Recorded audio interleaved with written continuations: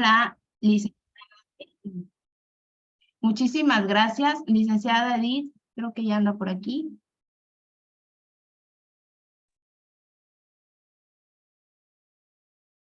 Mi cámara.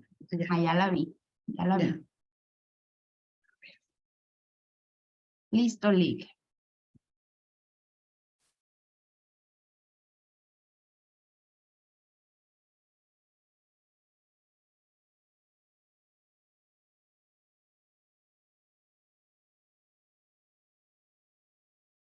Tengo aquí un detalle con la cámara. Denme un minuto para acomodarla. Claro que sí, Lick, no se preocupe. Ya está, listo. Bueno, pues muchísimas gracias. Muy buenas tardes a todos. Qué gusto volver a verlos, saludarlos y compartir con ustedes este día 3 del taller de sucesiones en materia agraria. Les voy a compartir pantalla. Si me dan acceso para poder compartir. Hoy va a ser un poquito más que técnico, reflexivo. Los temas que vamos a tratar hoy tienen que ver, uno, la importancia de la designación de sucesores. En materia agraria hay mucho desconocimiento de información y por ende se cometen muchos errores al momento de llevar a cabo estos procedimientos. En la mayoría de las comunidades o núcleos agrarios existe un visitador de la Procuraduría Agraria.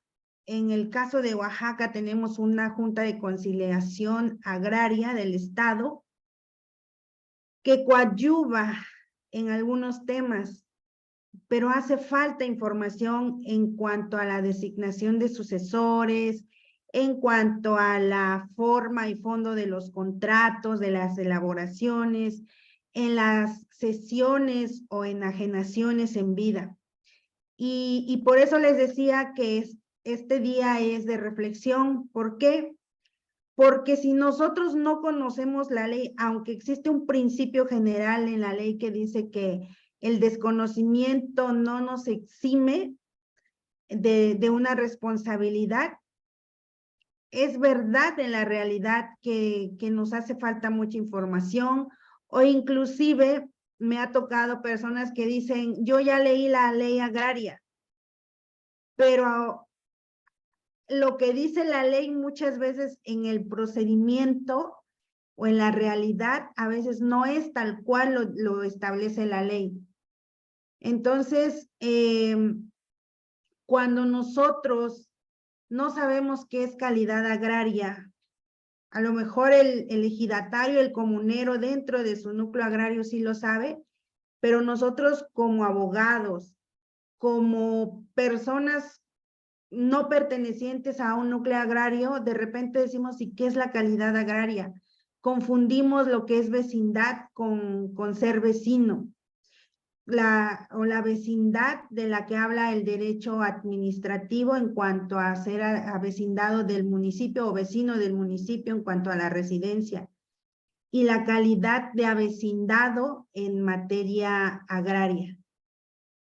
Confundimos muchas veces también al decir es mi terreno, es mi parcela, es mi solar, es mi tierra.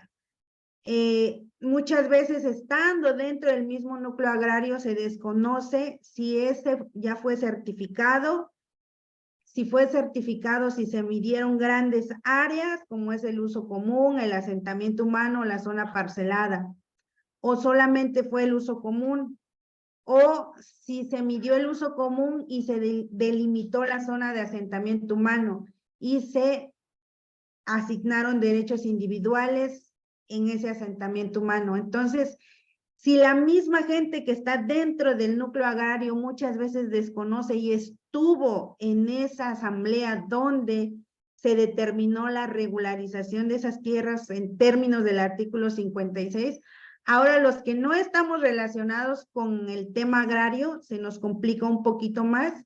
¿Y esto qué hace? Muchas veces, y por la experiencia en la práctica, es que los ejidatarios, los campesinos tienen varios hijos, la mayoría sale del núcleo agrario, se va a estudiar, se va a trabajar, ¿y qué dicen? Pues al que se quedó conmigo, a ese le voy a dar la parcela.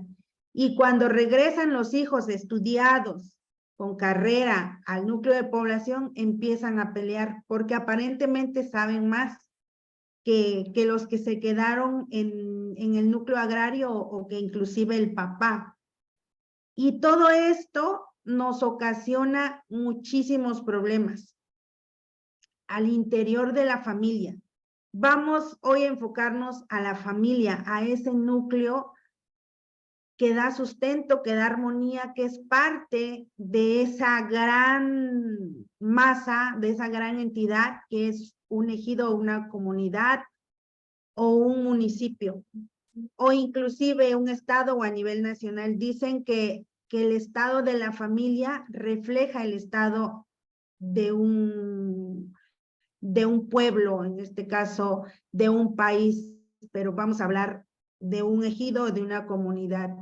Entonces, si al interior de la familia existe ese desconocimiento, ahora imagínense ese desconocimiento trasladarlo a las asambleas, trasladarlo a un tribunal agrario.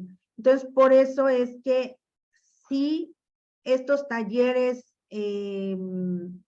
donde podemos proporcionar información del día a día, experiencias, conceptos que nos ayuden a entender de toda la ley agraria qué artículos se aplican en la realidad, es que estamos participando el día de hoy compartiéndoles un poquito de esta experiencia.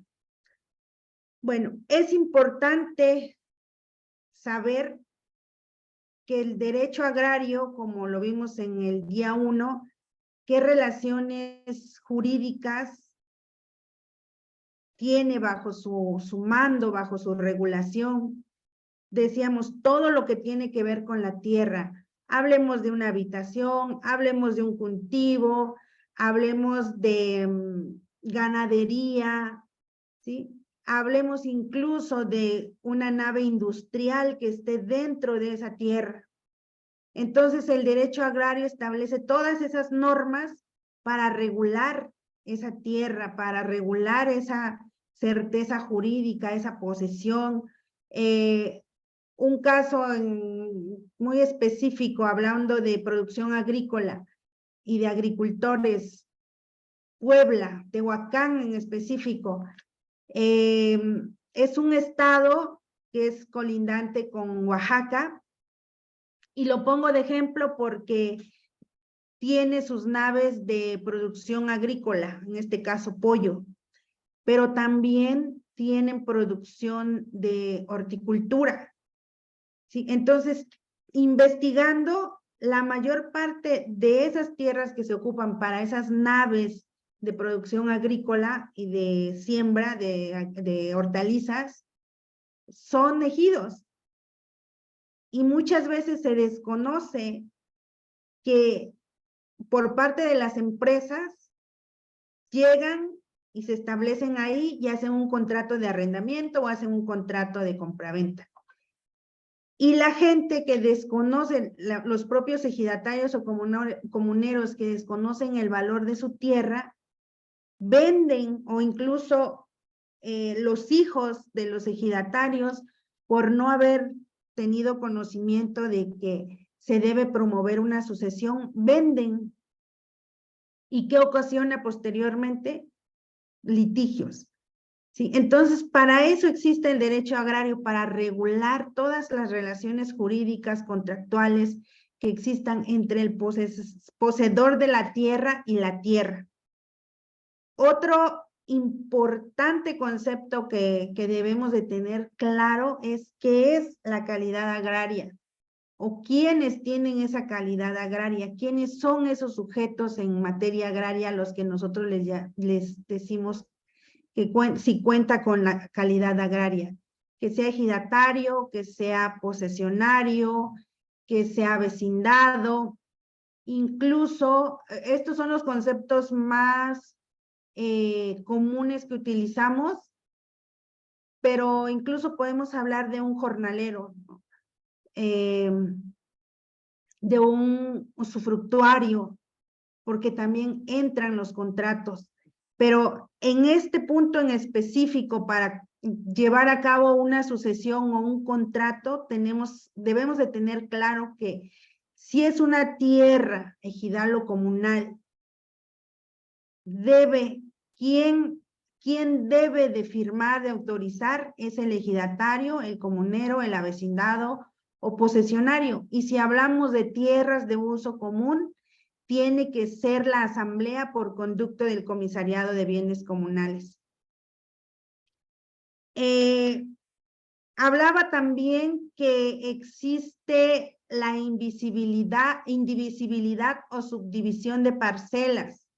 La ley agraria establece que no son divisibles, no son objeto de división, salvo que se vayan al dominio pleno, pero solamente en ejidos. Y ahí sí podemos hablar de una subdivisión, pero una vez que ya salió del dominio agrario y pasa a ser del dominio civil o regida esta propiedad tal cual, porque se expide un título de propiedad, es el registro del público de la propiedad. Aquí en Oaxaca actualmente se llama Instituto de la Función Registral. Pero vamos a la realidad. Eso dice la ley, que no se pueden dividir. ¿Qué sucede en la realidad? Muchas veces los papás dicen, es lo único que tengo, o el comunero es lo único que tiene, y subdivide su parcela para darle a sus hijos, o tiene algún problema económico de salud y vende una parte de esa parcela, y después va al comisariado para que le extiendan una constancia de posesión. Nos vamos estrictamente a lo legal, eso es nulo de pleno derecho, esa subdivisión o ese contrato que se haga. ¿Y qué sucede cuando fallece el titular del derecho, el comunero, en este caso, que es en la mayoría de estas situaciones se dan en comunidades, en ejidos también, pero por experiencia en la práctica ha sido más con comunidades. Ante esa situación, ¿qué se hace? Porque la ley dice que no podemos subdividir, pero subdividieron, el comisariado no se dio cuenta, o si se dio cuenta no dijo nada, los hermanos no tienen ningún problema. Muchas veces, para evitar estos conflictos al interior de la familia, porque es un hecho que es su patrimonio y ahí están asentados, llegar a un convenio entre ellos para respetarse la posesión y determinar quién va a ser de esos hermanos el que se va a quedar con esa calidad agraria, el que va a promover la sucesión, pero además va a seguir respetando la posesión de esos hermanos, y dentro de ese convenio interno es que no se puedan vender esas parcelas y que quede para su familia. Pero eso es como una alternativa, más si nos vamos a lo estrictamente legal, si alguno se inconforma, van a llegar a lo que hablábamos ayer, a que intervenga el Tribunal Unitario Agrario, venda esa parcela y del producto de la venta se reparta entre los hermanos, por ejemplo. ¿Sí? Entonces, por eso es importante conocer estos conceptos para poder prevenir y saber resolver en su momento. Cómo poder ayudarle a a nuestros asesorados, a nuestros familiares, inclusive, qué es lo que tienen que hacer.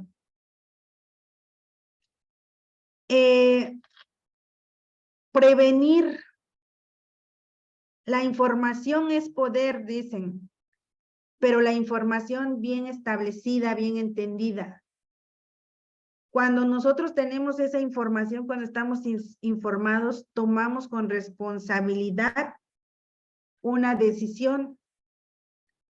Pero si no sabemos de qué trata el derecho agrario, qué es una parcela, qué es un ejido, qué es una comunidad, quién puede hacer la lista de sucesión, o sea, al final no tenemos elementos para prevenir este tipo de situaciones dentro de la familia.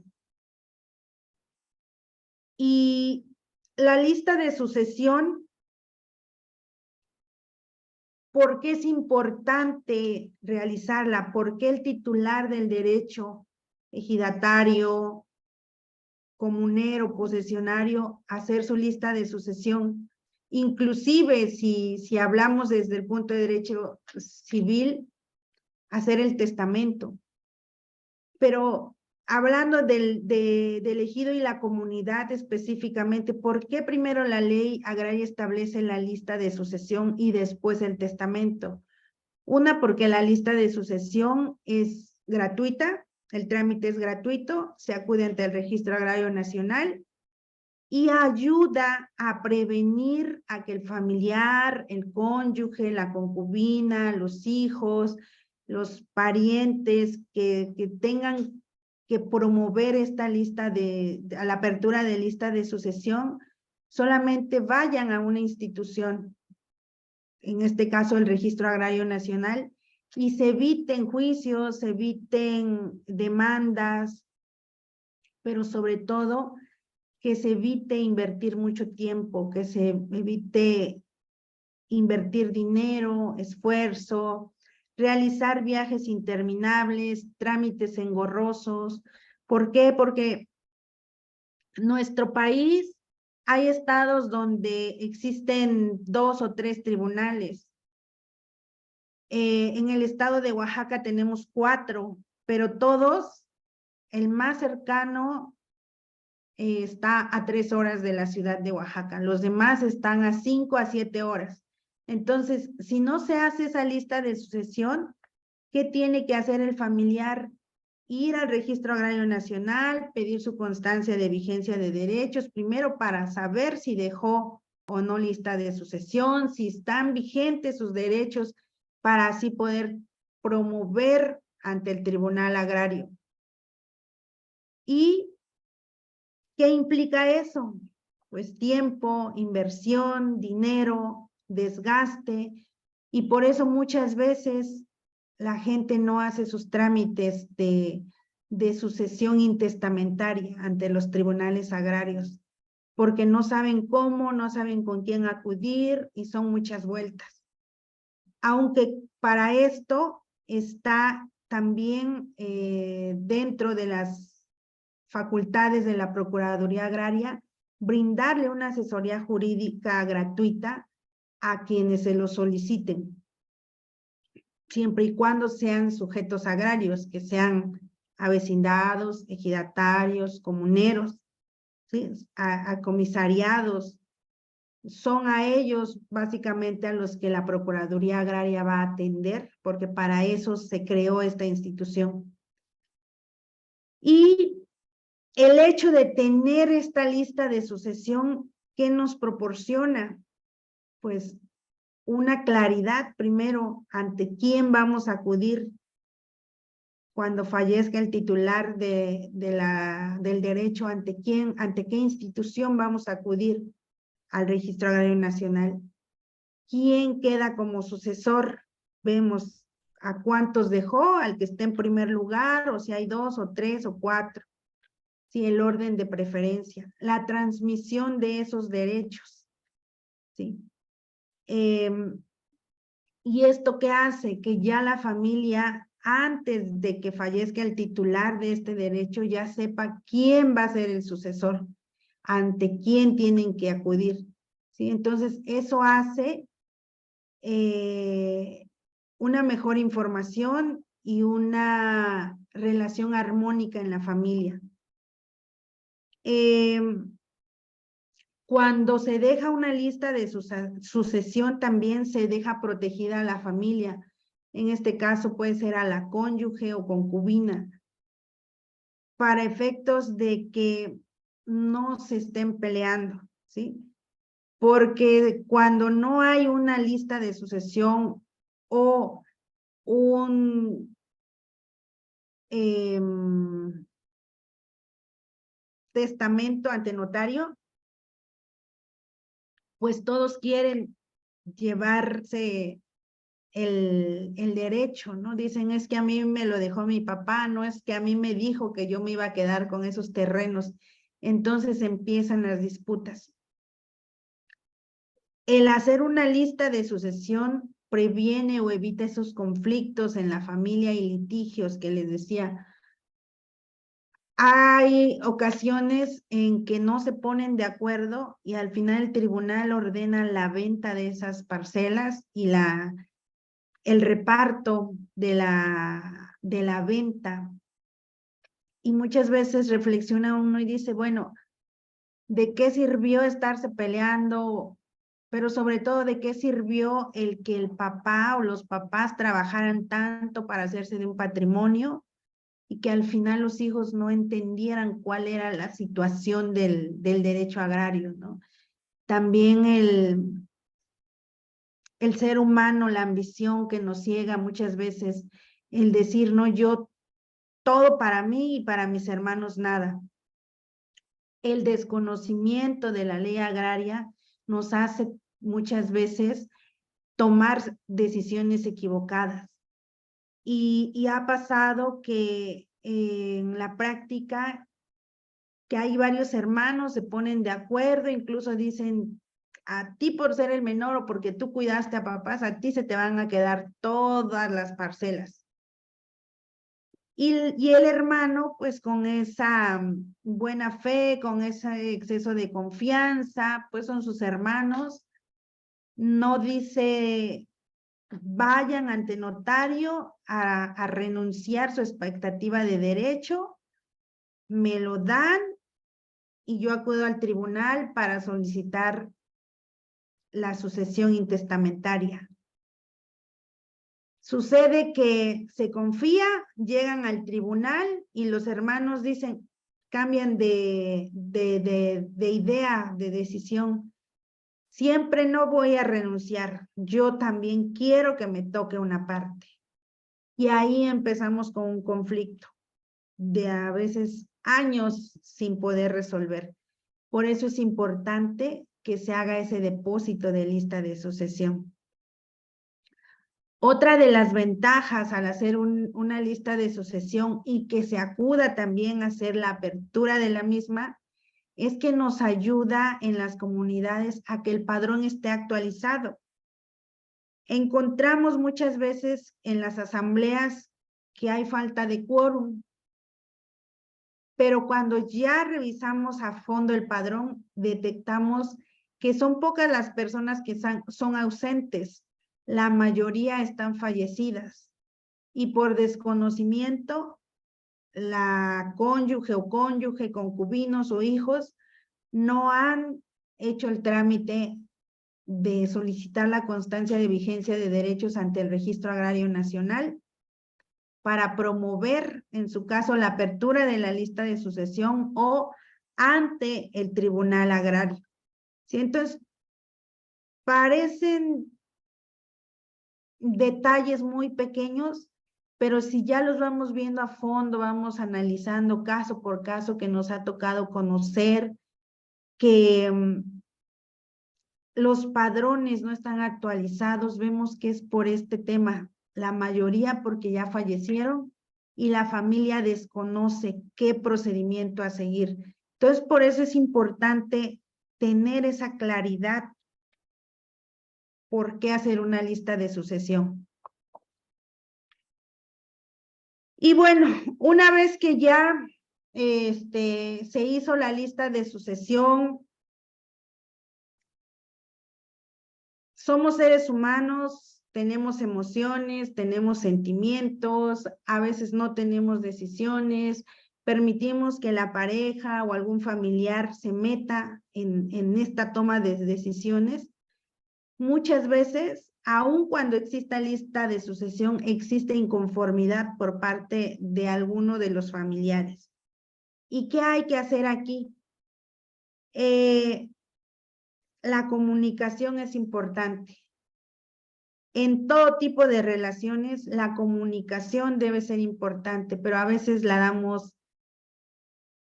por hecha o a veces comunicamos algo que nosotros entendimos y la otra parte no la entendió, suponemos, ¿no? Entonces, también pasa en estos temas agrarios.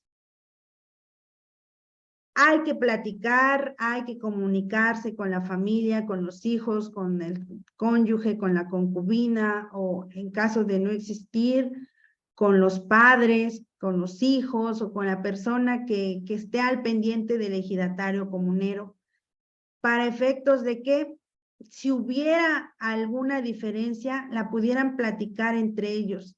Si no, lo común, lo que se usa es que se acude con el comisariado en turno para solicitar su intervención y poder llegar a un convenio.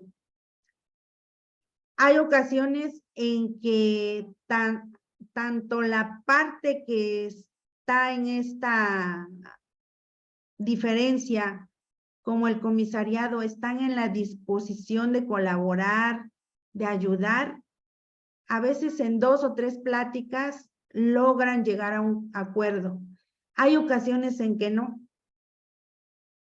Se pueden pasar 2, 3, 4 comisariados platicándole, explicándole a la persona que está inconforme y no entiende razones. Se acude con la Procuraduría Agraria porque tiene la facultad también de conciliar y tampoco se llega a nada. Y finalmente se tiene que llegar a juicio. Y el Tribunal Agrario, dentro de el artículo 185 en la fracción sexta, establece que en cualquier estado de la audiencia y en todo caso, antes de pronunciar el fallo o la sentencia,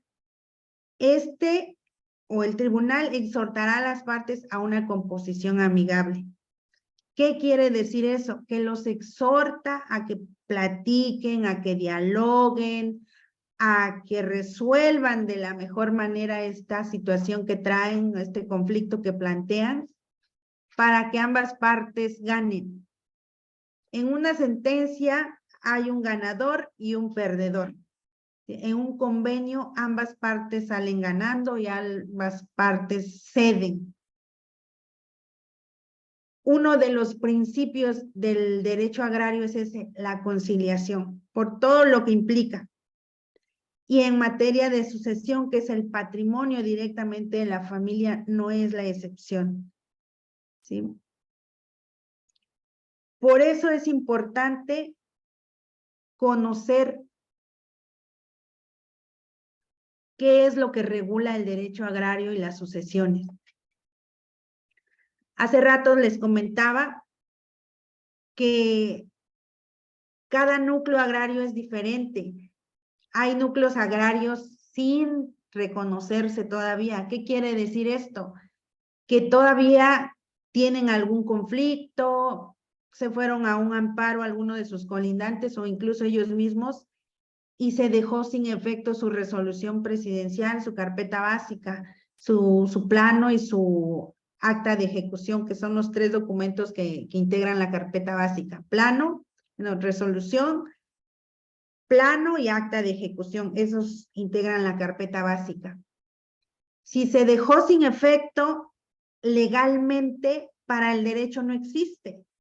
Es como si no estuviera registrado, como si no tuviera acta de nacimiento. Pero el pueblo sí existe, la comunidad sí existe. Es una comunidad de hecho. Sobre todo en comunidades se da esto frecuentemente. Segundo supuesto. Existe una comunidad de hecho que no tiene un registro todavía, pero está delimitado el territorio de una u otra forma. 2, la comunidad que existe, que está registrada, pero que no fue certificada en términos del artículo 56. Es decir, no aceptó el programa, ellos siguen viviendo normal, no tienen problemas con sus colindantes, o si lo tienen, para ellos es lo mismo, tienen su plano, tienen su carpeta básica y no los mueven de ahí. Todo es uso común. Otro supuesto, pasó el procede o se certificó el núcleo agrario en términos del artículo 56, pero puede ser que solamente se reconocieron sus colindancias, solamente solamente se midió el uso común, ¿sí? Y quedó así igual, pero se actualizaron sus documentos. Otro supuesto es que se midió este núcleo agrario, se delimitó el uso común, se delimitó la zona de asentamiento humano y se delimitó el área parcelada en grandes áreas. Solamente se determinó para el área de cultivo son 100 hectáreas de manera general. Asentamiento humano, 10 hectáreas de manera general. Uso común, 50 hectáreas de manera general. Y siguen al interior usando sus constancias de posesión, pero no se expidieron certificados parcelarios ni títulos de propiedad, solamente uso común. Otro supuesto, se acepta el programa, se mide el uso común y solamente se mide y asigna el asentamiento humano. Y se expiden títulos de propiedad. Otro supuesto, se mide la comunidad, se mide el uso común, se mide el asentamiento humano, se dan títulos de propiedad, se mide la zona de cultivo y se dan certificados parcelarios. Otro supuesto, se certifica la comunidad, se mide uso común, se mide zona parcelada, se dan certificados parcelarios de manera individual, se mide la zona de asentamiento humano, pero no se dan títulos de propiedad. Entonces, por eso es muy importante saber cuál es el estado, el estatus, el estado actual de ese núcleo agrario para saber sobre qué estamos hablando. Y esto es importante que se dé la comunicación en la familia para preguntarle al papá, a la mamá o inclusive a los abuelos. Oye, abuelo o papá, donde tú vives, de donde están las tierras, ¿es ejido, es comunidad, ya se certificó? ¿Qué documento te ampara tu posesión? Nos ha tocado en la práctica como consultoría de ver contratos privados de compraventa de 1907, de 1897, así, manuscrito, letras muy bonitas, otras que definitivamente no se entiende, pero viene el año y todavía la persona que está solicitando, que está presentando como documento que les acredita la posesión, es el de cuarta, quinta generación. Porque no actualizaron su documento, porque nunca le preguntaron al papá, oye, o al abuelo, oye, abuelo, papá, ¿qué documento debes de tener? ¿No? Entonces, van juntando sus documentos y dicen, ah, pues este era del bisabuelo, no, pues este es del abuelo, no, pues este se le dio al papá, pues este llegó al nieto o al bisnieto. Por eso es la importancia de la comunicación entre la familia para saber cómo se vino adquiriendo, qué modificaciones se han dado en la comunidad, preguntar inclusive en el ejido o en la comunidad si es que no se tiene la información. La conciliación, lo que les comentaba hace rato, que cuando ya no es posible la plática entre la familia porque se rompió esa comunicación, se rompió la armonía, se rompió el respeto, ¿a quién acudimos? Al llamado, al auxilio, para que intervenga como tercero con esa autoridad tanto moral como legal, en representación de la comunidad, al comisariado. Pero muchas veces el comisariado se inclina, tiene parcialidad, se inclina a favor de una de las partes y no se llega a nada.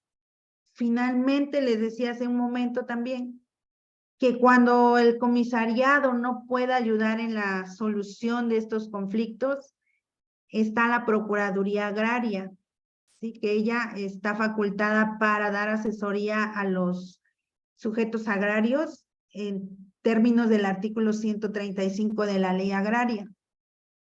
Sí, para eso fue creada, para asesorar, para dar seguimiento, para conciliar, pero es eso, conciliación, no, su resolución no puede ser un mandato, no puede ser obligatorio. Si en un supuesto, así como en el comisariado tampoco es obligatorio, ellos solamente coadyuvan en ayudar a las partes a llegar a un convenio, a una solución. Y si se encuentra esa solución, entonces lo que hacen es un convenio para que ante el tribunal se ratifique y sea obligatorio para las partes, ¿sí? ¿Para qué? Para que quede constancia de esos acuerdos, para que haya respeto. Y en materia agraria, aquí es muy importante ir con esa filosofía de servicio, de ayuda, de conocimiento, para que las partes puedan llegar a una buena solución, a un buen acuerdo. En la práctica también nos ha tocado conocer que hay abogados o hay personas que dicen, no, yo puedo aquí con todo y aquí yo, con todo el conocimiento que tengo, diplomados, doctorados, jurisprudencias, todo lo que puedan tener de manera teórica y lo puedan establecer en la demanda. Nos ha tocado demandas de 5, 7, 10 hojas donde nos invocan tesis, jurisprudencias, acuerdos, pero jamás se tomaron el tiempo de ir a investigar al Registro Agrario Nacional, de ir a investigar al núcleo agrario, de ubicar la parcela, de investigar qué documentos tienen, de saber cómo está el núcleo agrario para poder ayudar a resolver ese conflicto. ¿Sí? Entonces, esa es la importancia del derecho agrario, de tener los conocimientos básicos y de no creer que solamente nos vamos a ir a lo que diga la ley, sino ir más allá. Tener esa iniciativa de ir más allá como abogados para ayudar a las personas que están contratando nuestros servicios a resolver realmente el problema. ¿Por qué? Porque se trata de tierras y los seres humanos, o por lo menos en nuestro México, en mi tierra, en Oaxaca, es un arraigo tan fuerte la tierra. Por 1 centímetro, por 1 metro se están peleando. O sea, ya no digamos 1 metro, por 1 centímetro se están peleando. ¿Sí? ¿Por qué? Porque o la compraron y les costó tanto comprarla, o porque se las heredaron y eso fue, o sea, ese anclaje emocional que se tiene a la tierra es lo que muchas veces no nos permite tomar decisiones. Entonces nosotros como abogados tenemos que buscar todas esas herramientas, interesarnos un poquito más en el núcleo, en cómo fueron asignadas esas parcelas o esas tierras para ayudarle a nuestros asesorados a resolver en un momento dado que se plantee un conflicto. Pero también el conocer esta información, de poderles brindar a nuestros asesorados el hecho de decirle, prevé, evita conflictos, realiza tu lista tu depósito de lista de sucesión, no te va a quitar tiempo más que el día que tengas que ir al Registro Agrario Nacional, pero evita problemas. Si todo este patrimonio que hiciste fue para tu familia, el día que tú ya no estés, que tu familia no esté peleando, que tu familia siga unida. ¿Y cómo? A través de una lista de sucesión, que dejes instrucciones quién va a quedar, quién te va a suceder en ese derecho, en esa calidad agraria, o si es posible, si son varias parcelas y alcanza para los hijos, en vida a través de un contrato de cesión o de enajenación de derechos, de una vez dejarles para efectos de que no se estén peleando cuando ya no esté el titular. En este caso estamos hablando del papá o la mamá, ¿sí? Hablamos mayormente del papá, ¿por qué? Porque las resoluciones presidenciales, cuando se iniciaron estos procedimientos de dotación o de reconocimiento a los ejidos y comunidades, pues ¿quiénes estaban al frente? Los hombres. Entonces, esos padrones en los núcleos agrarios están mayormente integrados por hombres, porque por cultura, por la época en que se iniciaron, eran ellos los que estaban al frente. Actualmente ya podemos ver que los padrones van aceptando a mujeres por asamblea, aceptan a las mujeres por asamblea o por sucesión a la cónyuge, a la concubina o a las hijas, ¿sí? Se va moviendo, sin embargo, esta cultura de prevención es muy importante llevarla a la práctica para evitar este tipo de problemas, que al final generan un conflicto tanto en la familia como en el núcleo agrario, ¿sí?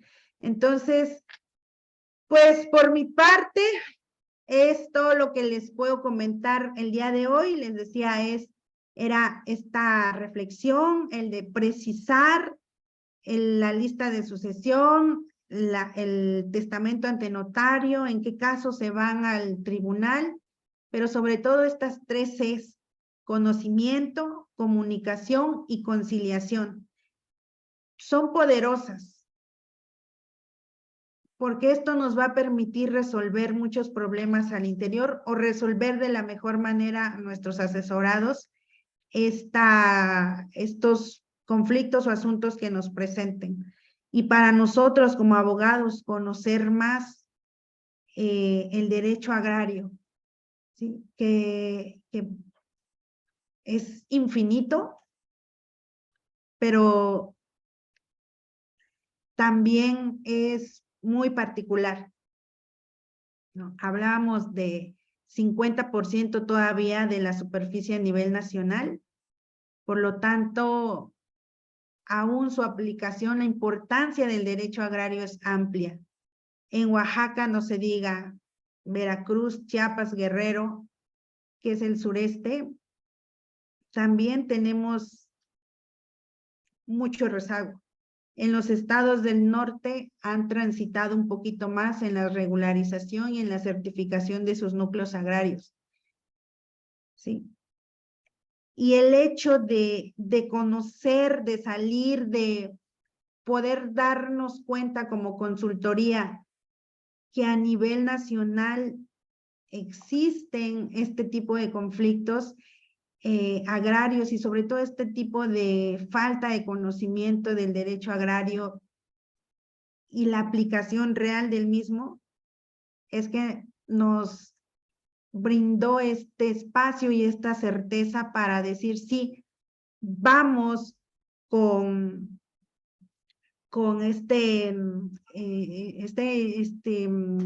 en esta colaboración con Guasyacac para poder brindar este tipo de información que sea útil a quienes constantemente se están capacitando.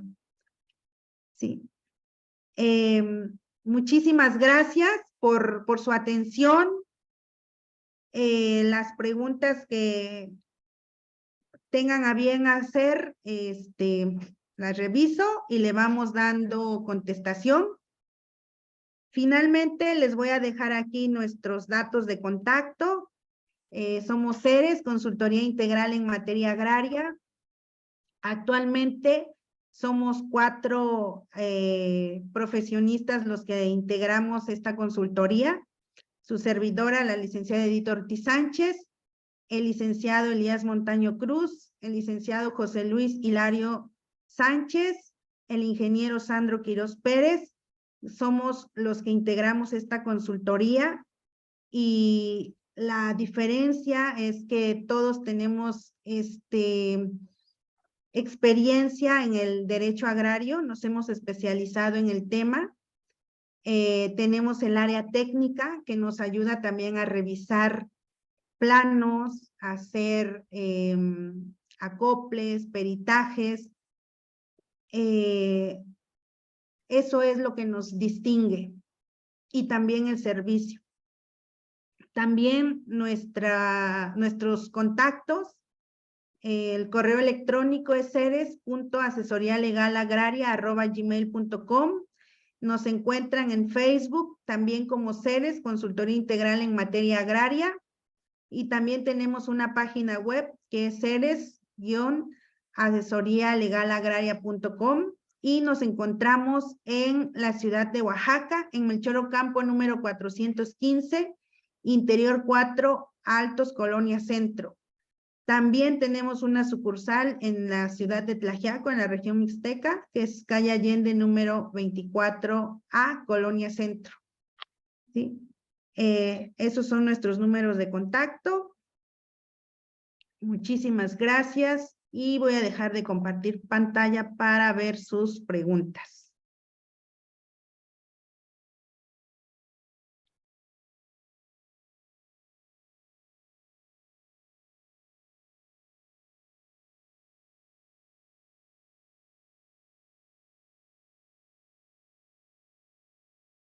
Bueno, iPhone de Mario, ahí es un tema particular. Estamos hablando...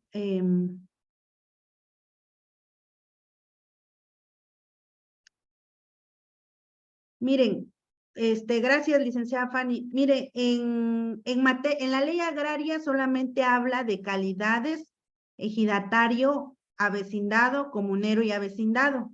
Sin embargo, en la práctica, a raíz del programa Procede, se implementó esta calidad agraria de posesionario. ¿A quién le llamamos posesionario? A la persona que solamente se le asignó uso común y una parcela. ¿Quién era ejidatario o comunero? A quien se le asignaba el uso común, la parcela y el título de propiedad. Y otra diferencia también es que fuera originario de la comunidad o del ejido. ¿Sí? Son lineamientos que se tomaron en su momento y hay certificados parcelarios que traen una leyenda hasta abajo donde dicen, este certificado solamente acredita la calidad de posesionario.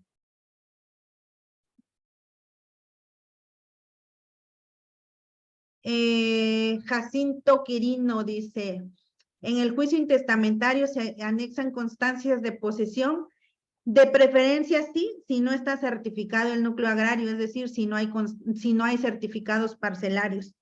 ¿Qué es lo que va a hacer el tribunal y qué es lo que tiene que hacer la parte? Pues acreditar que efectivamente esas constancias sí amparan la posesión de tierras de cultivo o de asentamiento humano y que sí la tuvo el autor de la herencia.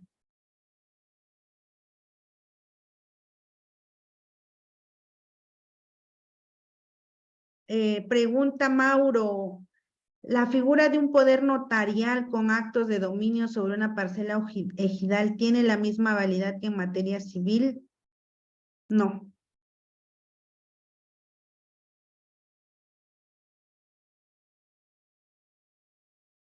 Bueno, esto que pregunta iPhone, no sé cómo se llama, pero dice, en caso de que exista testamento y lista de sucesión, pero cada documento tiene herederos diferentes, ¿a cuál se le da prioridad? El día de ayer comentaba, y antier también, que puede haber un número infinito, un n número de depósitos de lista de sucesión o de un testamento. Pero ¿cuál es el válido? El último. Puede ser que el día de ayer se hizo el testamento y hoy se hizo la lista de sucesión. El válido o el documento al que se le va a dar validez es el último, el que hizo el día de hoy. Y suponiendo que hoy hizo dos, hizo su testamento, después se arrepintió o dijo, pues me aseguro y hago mi lista de sucesión. ¿Cuál va a ser válida? Aquí hablamos de la prelación, o sea, el último en inscribirse, ¿sí? El último en que realizó y se depositó al Registro Agrario Nacional, ese es el válido. Si hay 10, pero el último, el que se hizo, se depositó, no sé, a las 13:59 en el Registro Agrario Nacional, ese va a ser el válido. Así haya 100 antes, el válido es el último.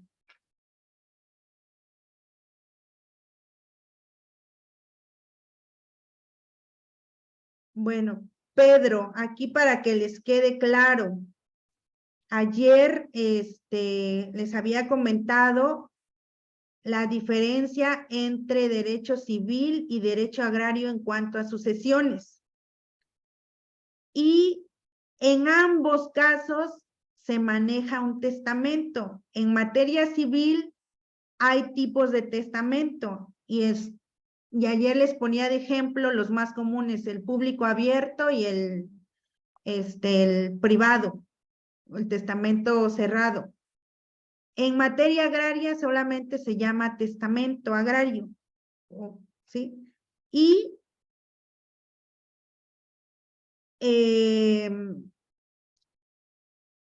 materia agraria hablamos de un sucesor, o que podemos hablar cuando se hace la lista, el depósito de lista de sucesión, hablamos de que puede que deje a una sola persona o ponga 3 o 4 y ahí se habla de una lista de sucesores, pero el que está en primer lugar es el que se va a declarar como sucesor preferente. A diferencia del derecho civil, que pueden ser 4 o 5 herederos, un legatario. Sí, el derecho civil es amplio.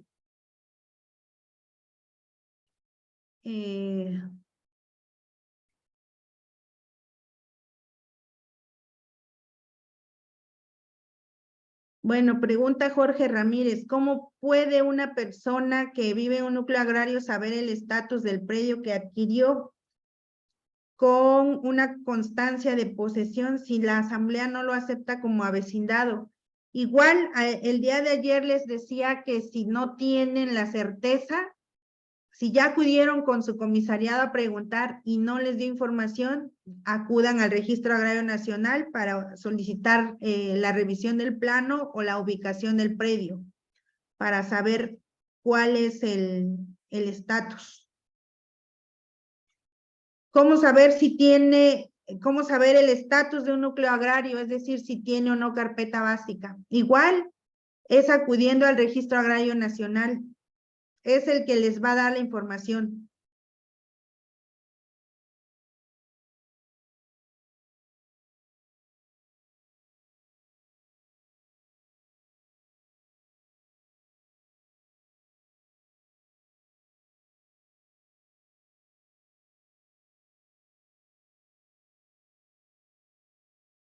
Bueno, pues son las preguntas que en general se me hizo importante aclararlas o darles contestación porque son del tema que vimos y que a fin de cuentas, pues sí es importante que las dudas que plantearon sean aclaradas.